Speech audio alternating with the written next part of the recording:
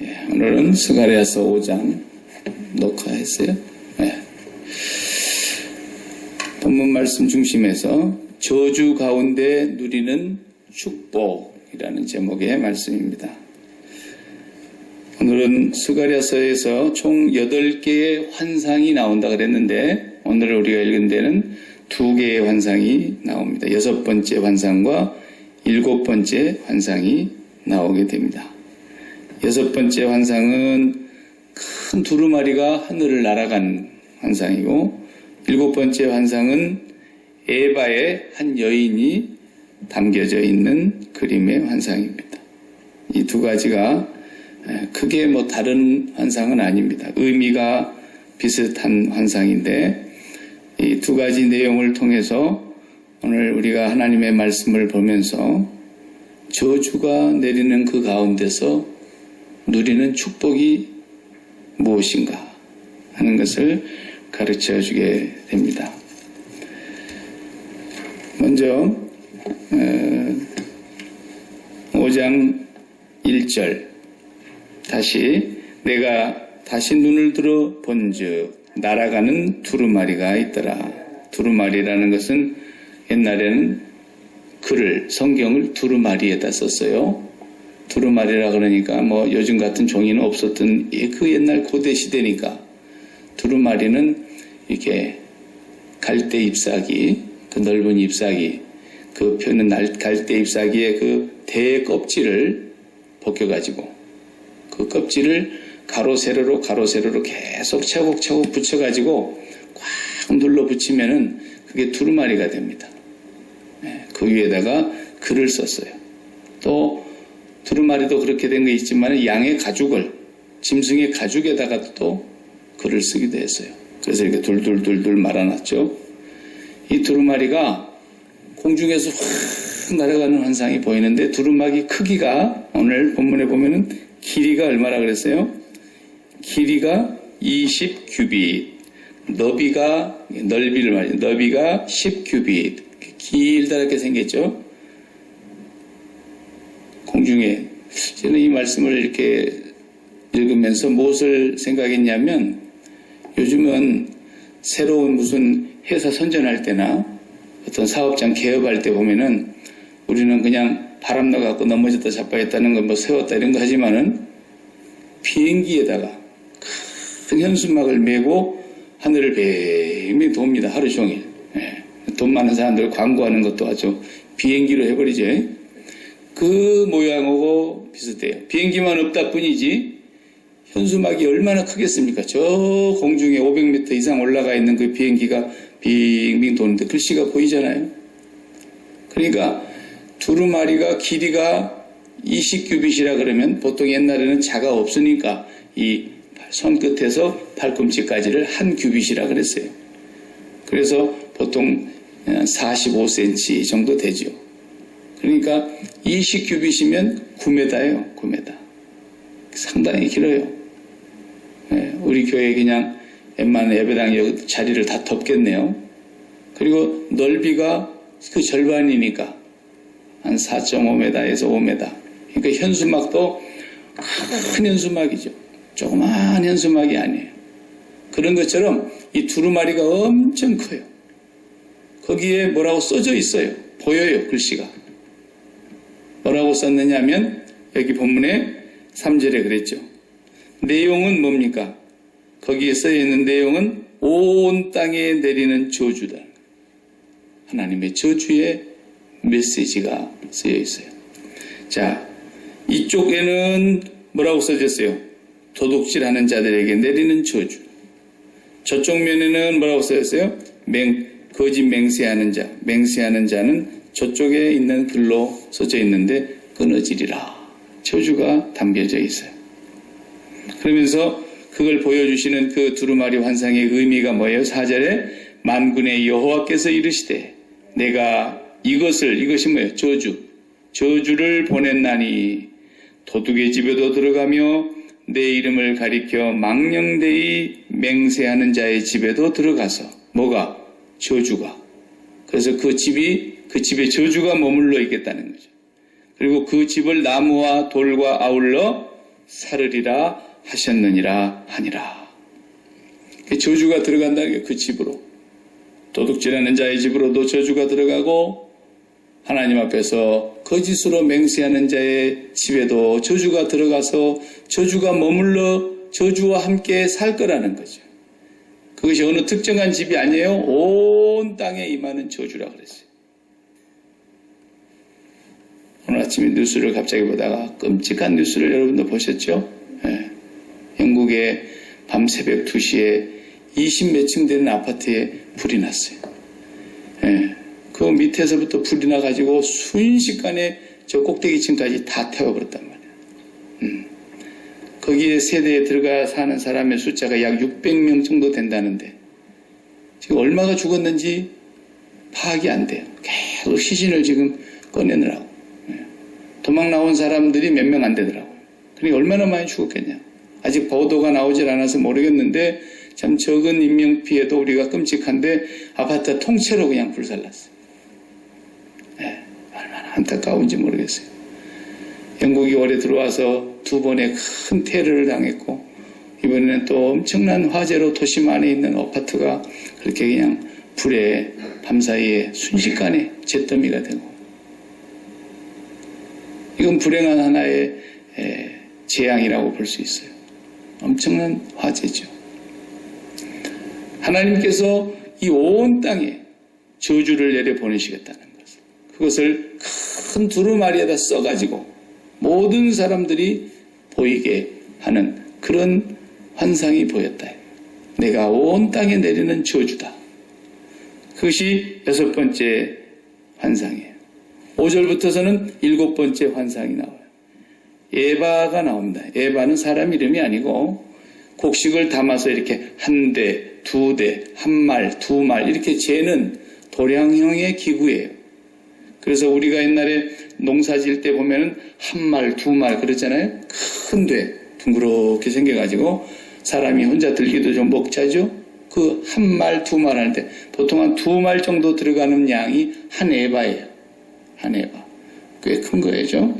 근데 그 에바의 그릇에 어떻게 됐어요? 한 여자가 거기에 여인이 있더라는 거죠. 자, 6절을 보면은 이것이 무엇입니까? 물어보니까 그 천사가 설명을 해주는데 이것이 에바다. 또 이르되 온 땅에서 그들의 모양이 이러하니라 그랬어요. 어떤 모양이라고요? 에바 한 가운데 한 여인이 앉아 있는 거예요. 이 여인은 무엇이라고 해석했습니까? 8절에 보면은 그가 이르되 이는 악이라 그랬어요. 악, 죄악이라는 거죠. 그 죄악이 여인을 지금 상징하고 있어요. 그래서 그 죄악이라고 하는 그 여인을 에바 속으로 던져놓고 8절에 그랬죠. 그 다음에 어떻게 했어요? 위에는 납으로 밀봉을 해버렸대요.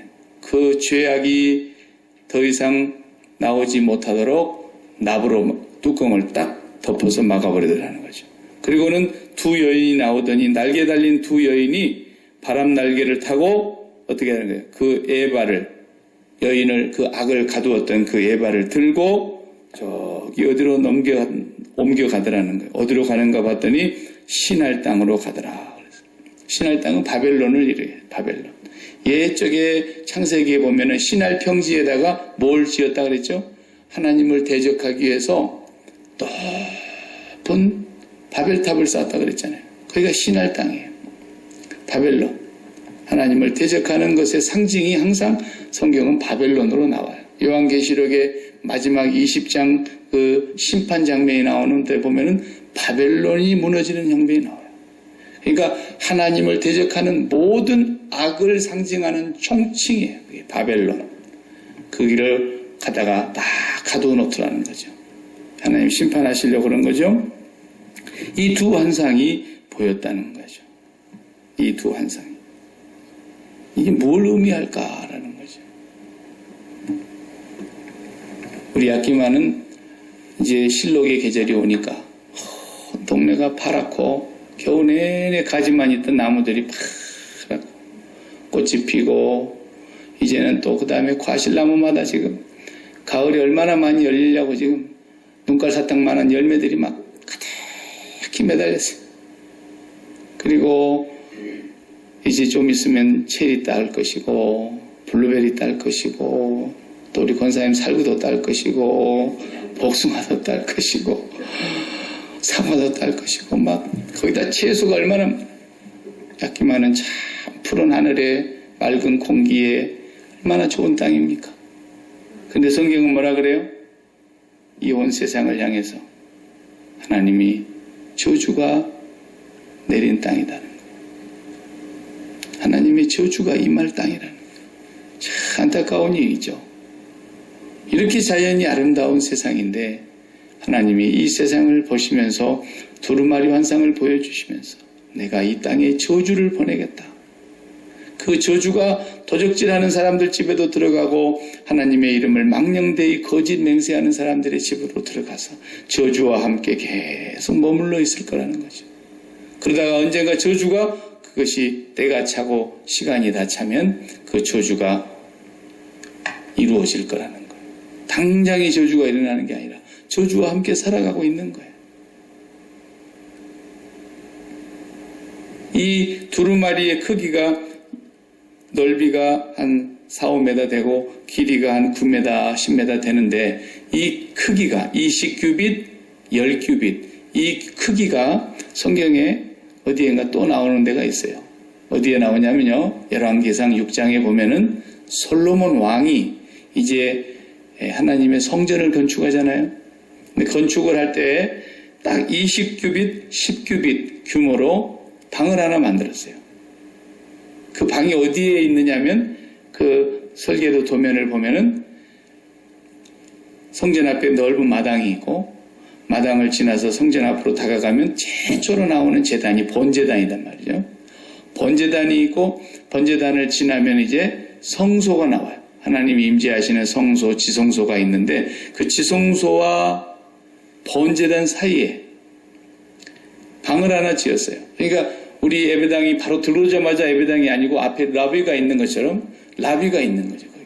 그 라비가 이 10규빗의 길이가 20규빗 이렇게 지었어요. 신기하죠? 거기는 뭐 하는 곳이냐면 이제 제사장들이 그 낭실이라고 부르는 그 낭실 그곳에서 하나님의 율법을 낭독하는 거예요. 번제사를 드리러 온 사람들이 거기에 와서 하나님 앞에서 율법을 낭독하는 그것을 듣는 거예요. 그 율법에 낭독하는 내용을 어디로 읽었냐면 신명기 27장.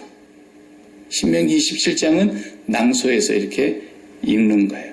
27장의 내용이 뭐냐면 뭐뭐 하는 자는 저주를 받을지어다 할지니 모든 백성은 아멘 할지어다.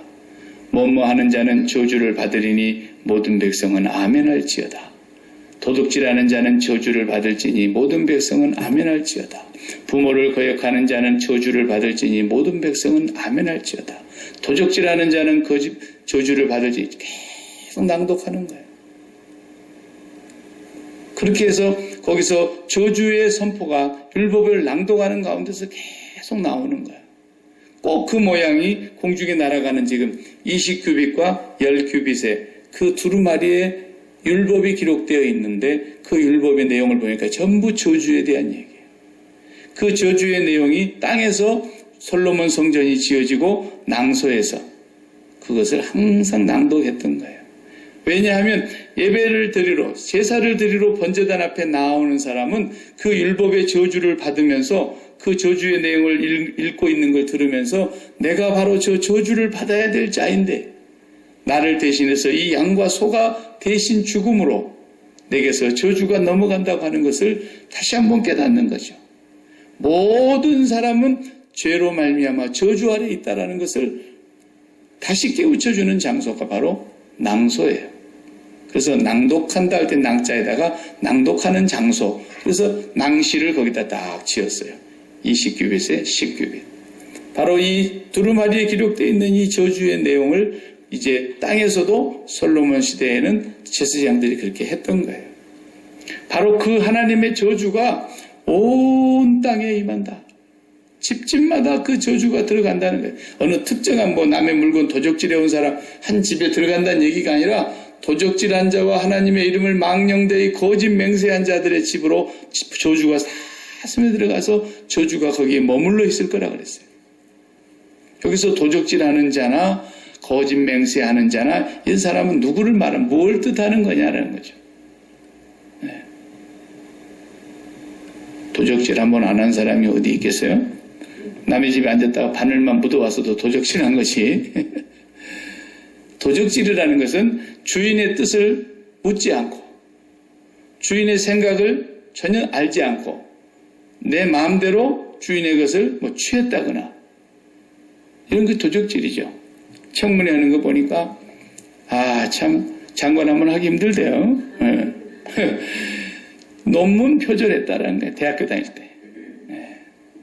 학교 다니면서 논문을 쓰는데 다른 사람이 써놓은 논문을 2줄을 그대로 베꼈다라는 거예요. 남이 해놓은 걸. 그러니까 그 표절한 것 때문에 장관 자격 없다. 지금 이런 거 아니에요? 주인의 허락 없이 주인의 동의 없이 했다라는 거죠.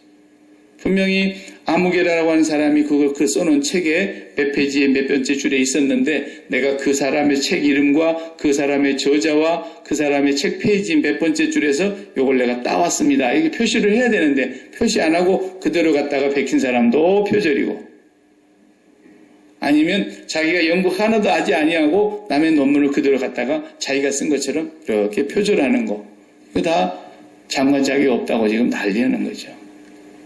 주인의 허락 없이 요즘은요 우리 찬양대 성가곡 저거 다 표절입니다. 네.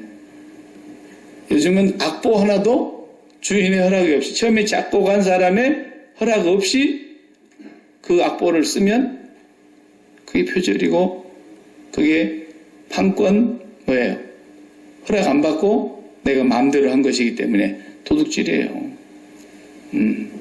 그래서 이제 교단마다 그것이 문제가 되니까 어떻게 했느냐면 아예 목돈으로 그 책 만드는 출판사에 돈을 보내고 우리는 이걸 사서 그냥 카피하여 쓰겠습니다. 이렇게 하는 교회도 있어요.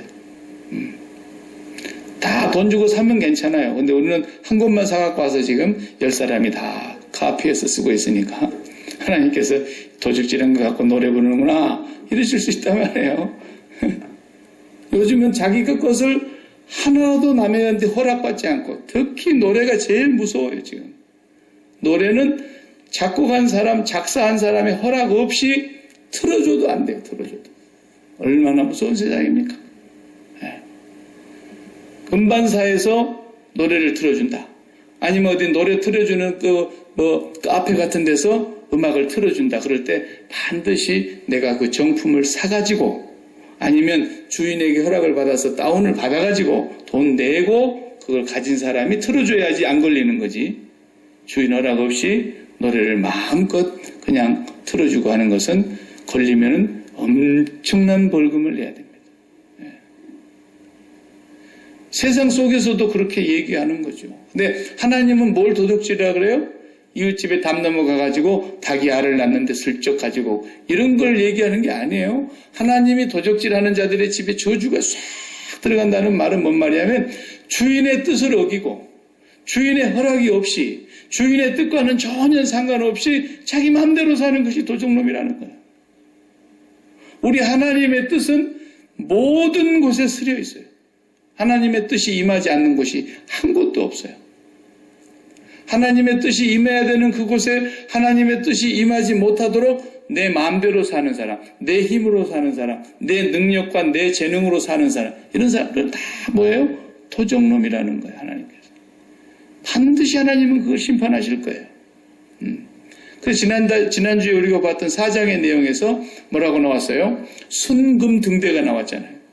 순금 등대에 기름 그릇이 있고 기름 그릇에 7대롱이 있고 7대롱에 7등대가 있는데 그 등대 옆에 2사람이 서 있더라는 거예요. 2 감람나무가 딱 이렇게 서 있는데 이 감람나무가 무엇입니까? 그러니까 하나는 여호수아 대제사장이요 하나는 총독 스룹바벨을 상징한다 그랬어요. 그러니까 이 감람나무에 기름을 공급해 주는데 이 기름증 등대에서 기름이 이 나무로 공급이 되는 것처럼 힘으로도 되지 아니하고 능으로도 되지 아니하되 오직 나의 신으로 되느니라 그랬어요. 그러니까 우리가 살아가면서 내 힘과 내 능력으로 살았다. 내 힘과 내 능력으로 뭐 하겠다. 이거 전부 도적질하는 거라는 거예요. 힘과 능으로 사는 것이 아니라 여호와의 신, 성령으로 살아가는 거라는 거죠. 우리가 매일매일 성령님을 의지하고 성령님의 도우심을 받아서 살아가야 된다는 거예요. 그렇지 아니하는 모든 삶이 주인의 뜻과는 어긋난 삶이고 주인의 생각과도 반대되는 삶이고 하나님의 뜻을 거역하는 삶이 되기 때문에 이게 도적질하는 거라는 거예요. 도적놈이 따로 있는 게 아니라 바로 그게 하나님 앞에서 도적질이라는 거예요. 내 인생이 내 게 아닌데 주께 내 삶 드립니다. 주님이 나의 삶의 주인이시니까 내 삶을 주님께 드립니다. 우리가 이렇게 찬양하는데 내 마음대로 사는 거, 내 욕심대로 사는 것, 그리고 내가 돈이 있으니까 내 돈만 있으면 뭐든지 할 수 있다고 생각하고 돈이 삶의 미천이 돼가지고 살아가는 거, 내가 능력이 있어 뭐든지 하려고 맘만 먹으면 해. 자기 능력을 삶의 기반으로 해가지고 살아가는 거, 이게 다 하나님 앞에서 도적질하는 거예요. 그래서 신명기 8장에 그랬잖아요. 모세가 너희가 곧 이제 적과 고리는 가나안 땅에 들어갈 거다. 그래서 거기 들어가서 너희가 이제는 농사도 짓게 되고 거기서 짐승도 키우게 되고 그러면서 전원도 만들 것이고 집도 지을 것이고 너희들의 소유가 번성하게 될 것이다. 그럴 때에 혹 심중에 이르기를 내 능력과 내 손의 힘으로 이것을 내가 이루었다 할까 내가 두려워하노라 그랬어요. 하나님께서 우리에게 그것을 이룰 수 있는 하나님의 언약을 이루시기 위해서 하나님이 그것을 이룰 수 있는 능력을 주신 것을 잊지 말라는 거예요. 능력을 주신 것을. 내 능력과 내 힘으로 살아가는 것이 아닙니다. 그렇게 살아간다고 생각하는 모든 사람들 다 하나님이 보실 때 저 도적놈 봐라 이러신다. 그 도적놈의 집에 전부 하나님의 저주가 스며들어서 저주가 머물러 있고 저주와 함께 살아간다는 거예요. 그래서 이 세상을 성경은 뭘로 표현하느냐 하면요. 저주의 바다라고 볼 수 있어요. 저주의 바다. 이 세상이 저주의 바다. 근데 저주의 바다 안에서 이렇게 살아갈 때 사람이 바닷속에 들어가서 어떻게 살아요? 못 살죠. 그런데 바다 저 밑에까지 들어서 사는 사람이 누구냐면 잠수함 타고 다니는 사람들. 잠수함 타고 온 오대양을 다 누비고 다니잖아요. 그 잠수함 뚜껑을 해치라 그러는데 그 해치를 열고 밖으로 나오기 전에는 뚜껑을 딱 닫고 그리고 그 깊은 심해에 들어가도 그 압력에 수압에 다 버틸 수 있는 그런 기술로 가지고 만든 게 잠수함 아닙니까? 근데 그것이 바닷속에 있는데 뚜껑을 열어버렸다. 그럼 어떻게 되겠어요? 다 죽는 거예요. 네. 산소가 싹 없어지고 물이 가득 차면서 다 죽는 건 사실이죠.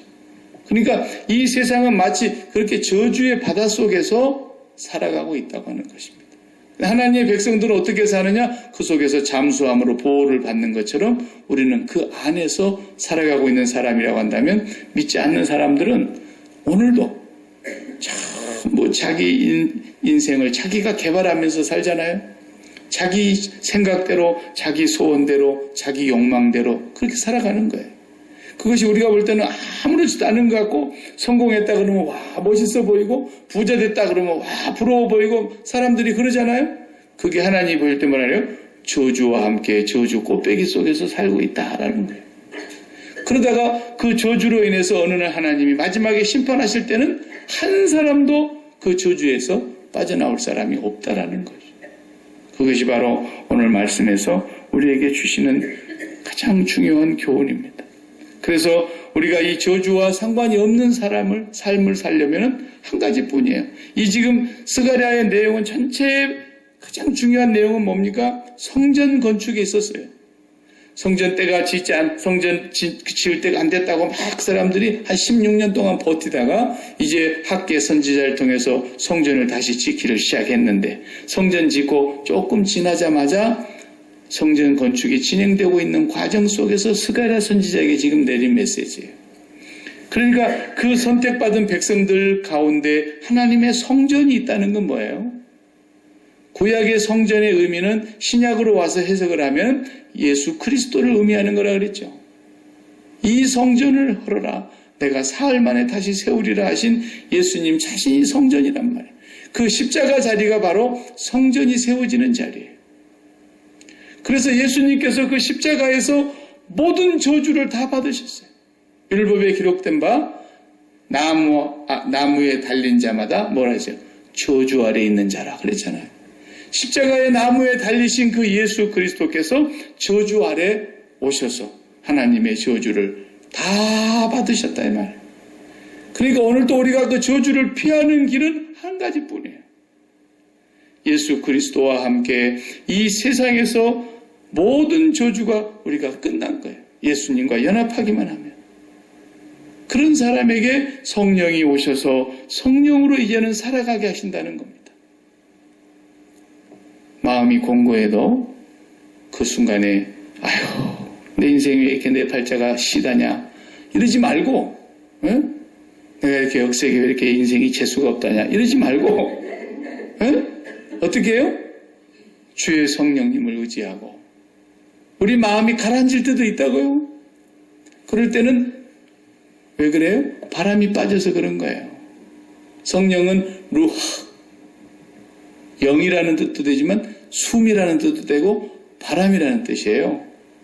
그러니까 우리가 공놀이 해가지고 비치 발리볼 같은 거 바닷가에 하나씩 가지고 가가지고 비치 발리볼 하면은 바다에서 물놀이 하면서 공놀이 한단 말이죠. 근데 공이 태풍이 와도 그거 빠진 거 봤어요? 네? 토네이도 요즘 와서 막 다 쓸고 갑니다만 토네이도가 와도 그거 바람 들어있는 풍선 바람 공은 바다에 못 빠뜨려요. 네. 바다가 잔잔해지고 나면 이놈이 바다를 탁 밟고 서 있잖아요. 네. 하나님의 신은 수면 위에 계세요. 항상. 수면 위에 운행하세요. 그 성령으로 우리가 충만해지면 이 바다, 저주의 바다 같은 곳에서도 우리가 빠지지 않고 살 수 있는 거란 말이에요. 성령의 도우심을 구해야 돼요. 성령님은 그것 때문에 우리에게 하나님이 보내주신 것이고 우리에게 오셔서 우리 몸을 성전 삼고 계신단 말이에요. 늘 성령님을 의지하세요. 마음에 공고할 때, 인생이 내 뜻대로 풀리지 않을 때, 내 소원과는 역행하여 나가는 것 같을 때, 내 뜻대로 이루어지지 않는 많은 인생의 문제들로 인해서 우리가 고민하고 낙심하고 절망하고 원망하고 불평, 이것은 이미 물에 빠진 거예요. 그러나 그 순간에도 예수 그리스도께서 우리를 위하여 저주를 받으신 그 모든 저주가 끝났다는 것을 믿는 사람은 내가 이 땅에서 무슨 일을 당해도 그게 저주가 아니에요. 심판은 나에게 없습니다. 이제는 저주가 나에게 없습니다. 어떤 사람은 쓸데없는 소리를 해요. 가게에 흐르는 저주를 끊어야 산다. 뭐 이딴 소리가 있어요. 그걸 책이라고 만들어가지고 책방에다 걸어놓고 아무개가 썼음 그러고 참말로 할 일 없으면 그냥 낮잠이나 자야지. 그런 걸 책이라고 갖다 파는. 가게에 흐르는 저주를 무슨 끊어야 살아요? 예수 그리스도로 말미암아 우리의 모든 저주가 끝났는데 예수 그리스도와 연합하는 순간 우리에게는 더 이상의 저주가 없는데 우리의 삶이 어떤 일이 닥친다 할지라도 그건 저주가 아니에요. 저주가 아니에요. 성령으로 말미암아 하나님께서 우리에게 주어지는 모든 환경을 해석하시는 거예요. 저주가 제일 큰 저주를 받은 사람은 그러면 사도 바울이게요? 세상적으로 보면 사도 바울처럼 저주받은 사람이 어디 있어요? 결혼을 안 하고 일평생 자기 몸뚱아리 하나 복음을 위해서 다 소진했어요. 그렇게 많은 고난과 핍박과 배신과 옥의 갇힘과 매맞음과 굶주림과 헐벗음과 우리가 성경에서 보면 그분의 쓴 글 한마디 한마디가 진짜 글이니까 그렇지 직접 당해본 그 사람은 얼마나 힘들었겠어요. 그리고 맨 마지막에 그는 구름이 싹 떠받들어서 천국으로 많은 사람들이 보는 데서 올라간 게 아니라 목이 땡강해갖고 죽었다니까요. 세상적인 눈으로 보면 저주죠.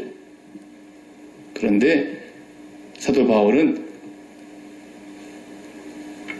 나의 목숨이 하나님 앞에 관제로 부어 드릴지라도. 관제가 뭐예요? 그 피를 이렇게 붓는 걸 관제라 그러잖아요. 관제로 바칠지라도 내가 이 몸을 떠나서 그리스도와 함께 있는 것이 더 좋다고 하는 것을 날마다 사모했던 사람이라고. 우리에게는 저주가 없어요. 미안한 얘기지만 부모 앞에 자식이 앞서는 경우도 많이 있지만요, 부모 앞에 자식이 앞서도 그게 저주가 아니에요. 예수를 믿고 죽은 사람에게는 어떤 경우도 저주가 없어요. 그걸 믿으시기 바랍니다. 절대 저주가 아니에요.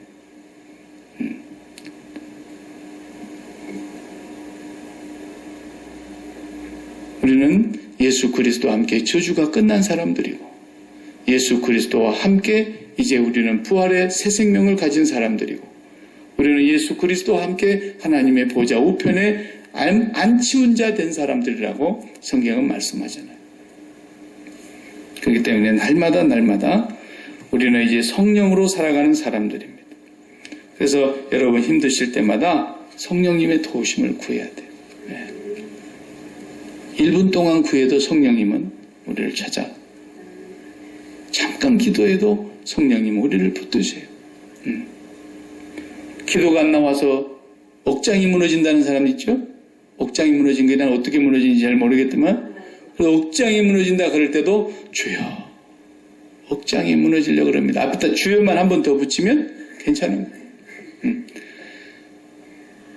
아이고, 살아도 못 살아, 죽겠네. 그러지 말고 앞에 뭐라고요? 성령님, 내가 형편이 지금 살아도 못 살 형편인데 나를 도와주십시오. 성령님을 구해야 된다니까요. 성령님은 찾질 않아. 그러면서 날마다 살겠네, 못 살겠네, 죽겠네 이러네. 힘들고 어려울 때도 성령님을 구하십시오. 성령님 우리 곁에서 세상 끝날까지 떠나지 않으실 것입니다. 우리를 도우실 것입니다. 약속하셨습니다. 그래서 하나님께서 이 길다란 두루마리를 보여주면서 온 땅에 내가 저주를 내려보내느니 도둑질하는 자와 거짓 맹세하는 자들 집에 저주가 다 머물러 살고 있다가 그 저주를 하나님께서 마침내 큰 심판으로 응징하실 때 우리는 예수 그리스도의 십자가 붙잡고 우리에게서는 저주가 떠나고 우리는 하나님의 성령으로 힘입어서 살아가던 사람들이기 때문에 이제 마지막에 가서 우리의 몸이 분리가 되면 우리의 영혼과 분리되면서 딱 떨어질 때에 우리에게 남아있는 것이 뭔가를 봐야 돼요. 그때 남아있는 것에 따라서 이 사람이 천국 갈 것인가 지옥으로 갈 것인가 결정이 나는 거예요. 자, 우리 몸이 딱 영혼이 떠납니다. 보십시다. 그러면은 어리석은 자여 네가 그렇게 많이 예비해 놓은 것이 누구시 되겠느냐 그랬어요. 자기가 돈 많이 있다고 이 집 헐어버리고 더 큰 집을 지어야 되겠다. 창고 지었죠. 그리고 거기다 가득 쌓아두었죠. 여러 해 쓸 물건을 놔두었으니 내 영혼아 평안히 쉬고 먹고 즐기고 마시자. 좋다 이거예요. 그런데 내 육신과 딱 결별되는 순간 내게 남는 것이 뭐예요? 아무것도 없잖아요. 저주받은 사람이라 그런 뜻이에요. 그러나 우리는 내 육신이 결별하는 그 순간에도 내가 성령님과 함께 있었다고 한다면 우리는 성령님께서 우리를 그리스도 앞으로 인도해 가실 거라는 거예요. 예. 끝까지 우리는 그 믿음 하나 붙들고 사는 거죠. 그러니까 우리가 뭘 이렇게 많은 것을 개발하고 내 돈이 있고 내 능력이 있고 그러니까 큰 일을 벌리고 그게 굉장한 것 같지만요. 하나님 보실 때 아무것도 아니에요. 모세가 막 자기가 배웠다 그래가지고 그냥 애굽 사람 하나를 팍 때려 죽이면은 사람들이 모세스 그러고 달라들 줄 알았죠. 다 따를 줄 알았죠. 아니에요. 그렇게 하면은 자기들을 위해서 해줬는데도 오히려 자기가 어떻게 됩니까? 살인자가 되고 결국은 도망가잖아요. 그래도 모세의 마음속에 40년 동안을 광야에서 살면서 이드로의 집에서 양무리를 치면서 나는 언젠가는 애굽으로 돌아가야 해. 반드시 그들을 구원해낼 거야. 뭐 그랬어요? 꿈을 꿨어요? 비전을 가졌어요? 아니에요. 아무 비전 없었어요. 그냥 신발 벗고 하나님이 가란 대로 간 거죠. 그러니까 예수 믿는 사람은 뭐 큰 일을 업적을 이루었다고 해서 그게 전부가 아닙니다. 문제는 하나님의 뜻대로 행한 것이냐라는 거죠. 왜? 하나님의 영은 우리 안에 거하시기 때문에 우리가 하나님이 기뻐하시는 걸 잘 몰라요, 우리는. 그러나 성령은 하나님의 영이시기 때문에 하나님의 기뻐하시는 뜻과 그 소원을 아세요. 그래서 성령이 우리에게 오셔서 하나님이 기뻐하시는 뜻을 소원을 두고 행하게 하신다 그랬어요. 그렇게 살아가는 사람이 뭐 큰 일을 이뤘다면 그건 자기가 한 것이 아니죠. 성령이 하신 거죠. 힘으로 능으로 한 게 아니란 말이에요. 다윗도 돈이 많은 사람이고 임금이고 나라를 다 평정하고 사방이 평안했는데 이제는 내가 이렇게 평안한데 혼자 왕궁에 있는 것보다는 하나님의 성전을 짓는 게 좋겠다. 그래가지고 성전 지려고 이제 우리가 다음 시간에 볼 텐데 성전 짓겠다 그러니까 돈도 있어요. 재력도 있어요. 그리고 성전 지을 수 있는 물건 다 레바논에서 다 이미 수입해 갖다 놨어요. 그런데도 하나님이 하지 마라. 와서. 그건 네 일이 아니야. 내가 너한테 허락하지 않겠어. 그럴 때 다윗은 아무것도 안 했어요.